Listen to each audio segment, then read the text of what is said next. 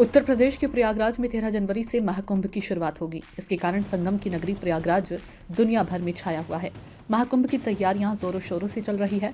महाकुंभ मेले में साधु संत पहुंचने लगे हैं। सनातन धर्म में साधु संतों का काफी महत्व है। हालांकि कुंभ में आने वाले नागा साधु लोगों के सबसे ज्यादा आकर्षण का केंद्र होते हैं। कुंभ की कल्पना तक नागा साधुओं के बिना नहीं की जा सकती है। नागा साधुओं की वेशभूषा और खान पान आम लोगों से बिल्कुल अलग होती है। हम आपको बताएंगे कि नागा साधु कैसे बनते हैं और कहाँ रहते हैं। नागा साधुओं की दुनिया बेहद रहस्यमयी होती है। सबसे खास बात तो यह है कि नागा साधु कपड़े नहीं धारण करते हैं। वह कड़कड़ाती ठंड में भी नग्न अवस्था में ही रहते हैं। वह शरीर पर धूनिया भस्म लगाकर घूमते हैं। नागा का मतलब होता है कि नग्न।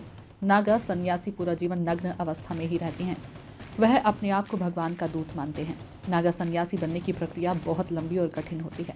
अखाड़ों द्वारा नागा सन्यासी बनाए जाते हैं और हर अखाड़े की अपनी मान्यता और परंपरा होती है और उसी के मुताबिक उनको दीक्षा दी जाती है।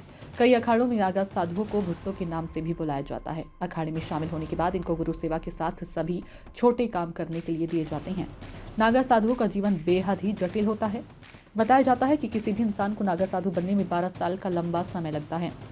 नागा साधु बनने के बाद वह गांव या शहर की भीड़भाड़ भरी जिंदगी को त्याग देते हैं और रहने के लिए पहाड़ों पर जंगलों में चले जाते हैं। उनका ठिकाना उस जगह पर होता है जहां कोई भी ना आता जाता हो। नागा साधु बनने की प्रक्रिया में 6 साल बाद बेहद महत्वपूर्ण होते हैं। इस दौरान वह नागा साधु बनने के लिए जरूरी जानकारी हासिल करते हैं। इस अवधि में वह सिर्फ लंगोट पहनते हैं। वह कुंभ मेले में प्रण लेते हैं, जिसके बाद लंगोट को भी त्याग देते हैं और पूरा जीवन कपड़ा धारण नहीं करते हैं। नागा साधु बनने की प्रक्रिया की शुरुआत में सबसे पहले ब्रह्मचर्य की शिक्षा लेनी होती है। इसमें सफलता प्राप्त होने के बाद महापुरुष दीक्षा दी जाती है। इसके बाद यज्ञोपवीत होती है। इस प्रक्रिया को पूरी करने के बाद वह अपना और अपने परिवार का पिंडदान करते हैं, जिसे बिजवान कहा जाता है।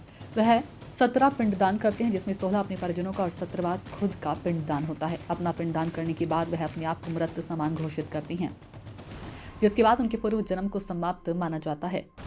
पिंडदान के बाद वह जनेऊ गोत्र समेत उनके पूर्व जन्म की सारी निशानियां मिटा दी जाती है। इसके कारण नागा साधुओं के लिए सांसारिक जीवन का कोई महत्व नहीं होता। नागा सन्यासी अपने समुदाय को ही अपना परिवार मानते हैं। वह कुटिया बनाकर रहते हैं और इनकी कोई विशेष जगह और घर नहीं होता। सबसे बड़ी बात तो यह है कि नागा साधु सोने के लिए बिस्तर का भी इस्तेमाल नहीं करते। नागा साधु को एक दिन में सिर्फ 7 घरों से भिक्षा मांगने की इजाजत होती है। अगर उनको इन घरों में भिक्षा नहीं मिलती है तो उनको भूखा ही रहना पड़ता है। नागा सन्यासी दिन में सिर्फ एक बार ही भोजन करते हैं। नागा साधु हमेशा नग्न अवस्था में रहते हैं और युद्ध कला में पारंगत होते हैं। ये अलग अलग अखाड़ों में रहते हैं। जूना अखाड़े में सबसे ज्यादा नागा सन्यासी रहते हैं।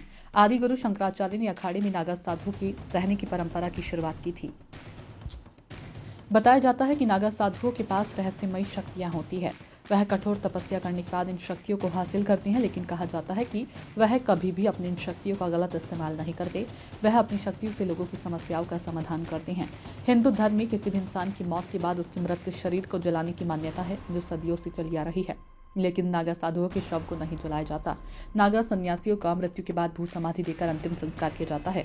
नागा साधुओं को सिद्ध योग की मुद्रा में बैठकर भू समाधि दी जाती है। धार्मिक ग्रंथों में इस बात का जिक्र है कि 8वीं शताब्दी में सनातन धर्म की मान्यताओं और मंदिरों को खंडित किया जा रहा था। ये देखकर आदि गुरु शंकराचार्य ने 4 मठों की स्थापना की और वहीं से सनातन धर्म की रक्षा का दायित्व संभाला। इसके बाद आदि गुरु शंकराचार्य को लगा कि सनातन परंपराओं की रक्षा के लिए सिर्फ शास्त्र ही काफी नहीं है, शस्त्र की भी जरूरत है। तब उन्होंने अखाड़ा परंपरा की शुरुआत की। इसमें धर्म की रक्षा के लिए मर मिटने वाले सन्यासियों को प्रशिक्षण देने की शुरुआत की गई।